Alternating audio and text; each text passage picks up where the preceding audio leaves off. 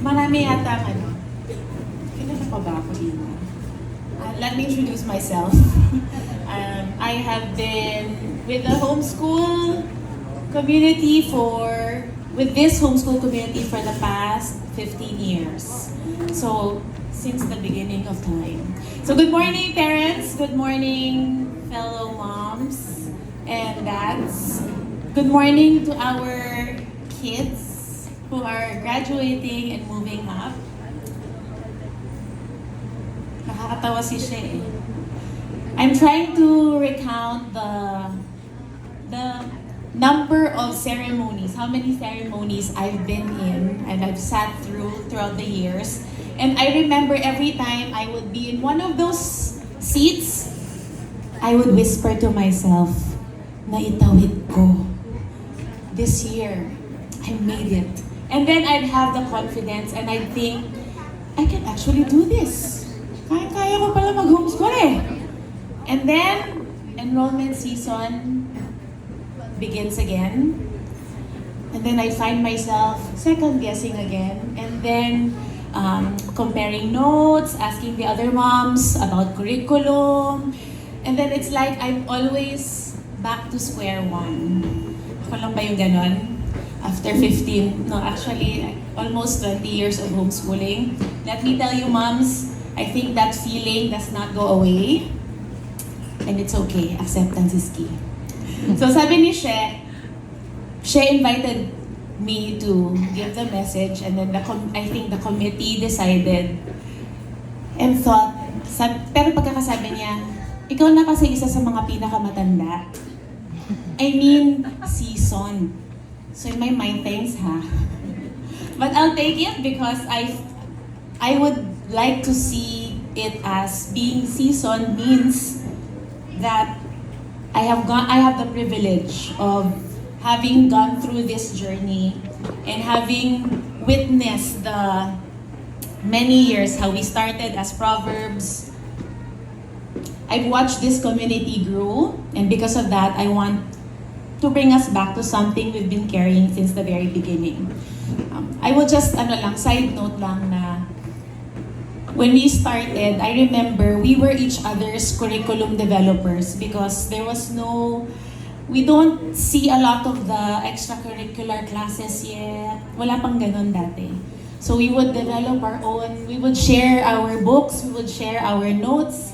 We were each other's sanity checkers. So I would want to I know that this is something that you see in every flyer, in every event, hindi man flyer, ano ba flyer? Poster pala. Ayan, which is this one. Ayan, Provebs Homeschool, Growing in Grace. I want us to slow down and take this moment I want to dissect this. Kasi ito yung dati pa eh. But I think for most of us here, it's just a logo. It's just a name na, okay, I'm part of Provebs. I want to tell you parents, we did not choose these words by accident. We didn't choose it just because it's wala lang parang Christian. Proverbs, ganon. Or it's a nice name, nice words. But every word means something. We chose Provebs Homeschool, Grow in Grace as a reminder. One we need every enrollment season, every hard homeschool day, every moment we find ourselves wondering if we've done enough or if we're enough. This morning, I want us to slow down and really look at what we've been saying all along because I think it's more important than we sometimes realize. So Proverbs. Why Proverbs? The book of Proverbs opens with this. The fear of the Lord is the beginning of wisdom. The whole book is structured as a parent speaking directly to a child. It's not a lecture or a syllabus, but a relationship. And the content isn't academic. It teaches how to live, how to handle money, how to handle friendships, words, failure, success, integrity. And here in Proverbs, we are parents looking at our children in the eye and saying, I want to give you wisdom. Not just information, not just a curriculum, but I want to give you wisdom. We're not after test scores, though okay sana, di ba mataas ang test scores nila? We're not after college acceptance letters, pero kinakabahan nga tayo, sana nga ma-accept sila. But really, the goal is wisdom. The kind that begins with knowing who God is and living right with Him and with others. And that realization has carried me through every season when our homeschool looked nothing like how you'd want homeschool to look like. Every new baby, every breastfeeding season, every ministry transition, every sickness, a pandemic, every season of loss, when the curriculum went out the window, God was still working. My kids weren't learning about compassion and resilience from a textbook. They were living it. Learning how to love, how to grieve, how to trust God when things don't make sense. That is wisdom. That is Proverbs. Not just children who know things, but children who know how to live. Proverbs, homeschool. Meaning we are not school at home. What we are doing is much older than any school system. Deuteronomy 6 describes it as, "You shall teach them diligently to your children, and shall talk of them when you sit in your house, and when you walk by the way, and when you lie down, and when you rise." This is homeschooling. When you sit in your house, when you walk by the way, when you lie down and rise. God's design for the formation of our children was never primarily institutional. It was always relational, woven into ordinary life, meals, conversations, routines, and the moments that make up a day. We did not choose homeschooling because it's easier. Diba? Hindi naman parang, hindi na natin tatahakin ng traffic. Pero okay yun. We didn't choose it because it's more economical, because we all know, especially for the parents who like maximizing homeschool, the extracurriculars, and the trips. I'm looking at a family here na alam ko, gusto ma-maximize. You know it can cost a lot. And we didn't choose homeschooling because it's more convenient, because we all know it's not. We chose it because we are intentionally pursuing something. A home where faith, learning, and life are not three separate things, but one. And kids, your home is not a lesser version of real school. I know it can feel that way sometimes, diba? When you homeschool in your pajamas and you don't have to wake up as early as the other kids your age. But I hope that you realize your dining table is one of the most important furnitures in your home. And I hope you don't take it for granted. So Proverbs homeschool, growing in grace. We are all growing, not just the children. All of us, dads, moms, families, this co-op, we are all somewhere in the middle of a story God is still writing. So kids, when your moms somehow transform into Godzilla, quietly remind yourself, she is still growing.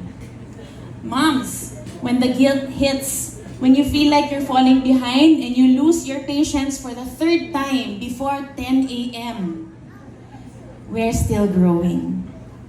And dads, instead of saying, ipasok mo na lang yan sa school, just remind us, we're still growing. And I'm often reminded of this because of Liam. There are days when I'm clearly not holding it together, and he looks at me very gently and very lovingly and says, "Mom, let's breathe." So my child is teaching me. And that is exactly what growing looks like. It's not linear. It's not always the parent pouring into the child. Sometimes it's the other way around. Sometimes you realize that the whole time you thought you were teaching them, they're also teaching you. And here's another thing I've learned about growing. We cannot do it on our own. Which brings me to the most important word in our tagline, grace. Not the resigned, bahala na si Lord, grace na lang talaga kind of grace, even though sometimes we say that. But grace that knows I cannot give up. Grace that knows that God's grace is what holds us together when we feel we have nothing left. There were seasons in our homeschool that looked nothing like homeschool. When Dennis got sick, when Isaiah, my other son, had surgery, or the many sicknesses, when we were in the middle of our foster story, the coming and the going and the coming back again, seasons where we stopped and tried again, stopped again, where school basically meant just learn what you can independently. Parang kayo na bahala, basta read something, learn something, YouTube Academy, bahala na, hindi ko na kaya. And I carry so much guilt about those seasons. But grace would meet me each time. Sometimes it came as a verse at the right moment. Many times it came in the form of community. My grace is sufficient for you, for my power is made perfect in weakness. So when I say growing in grace, I mean three things. There's grace for this. Whatever this looks like at your home and in your family right now. Number two, we are empowered by grace. We were never doing this in our own strength. We are held by something bigger than our best effort. And finally, we are anchored in grace. Our starting point, our middle course, and our finish line. Whatever fruit comes from these years, the only thing any of us will ever be able to boast about is what God did. By the grace of God, I am what I am. And by the grace of God, our kids will become who God wants them to be. That is our testimony. That is what this tagline has always been saying. Let us not grow weary in doing good, for in due season we will reap if we do not give up. In due season. So keep going. We're all still growing in grace. As I close, I invite you to look at our logo. Ay, napalitan na yung logo na yun ng konti. There's a tree. Dapat kita yung roots eh. Branches growing wide, reaching wide. A tree doesn't strive to produce fruit. It does not perform. It doesn't compare itself to the tree next to it. It does one thing. It stays rooted and goes deep.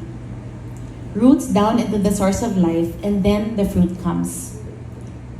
In season. The way it was designed to. That is the picture over every family in this room today. You have been anchored in grace, going deep through the hard years and the good ones. And now look around you. The fruit is here. In the faces of the children who are moving up, these young people who are graduating, real fruit from real roots.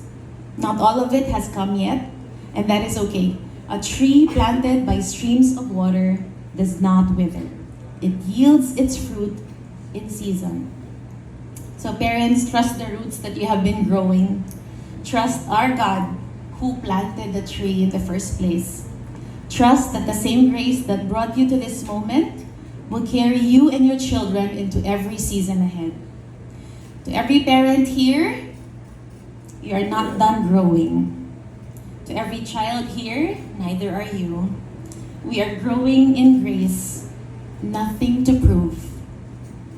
That has always been enough, and it will always be enough. Thank you.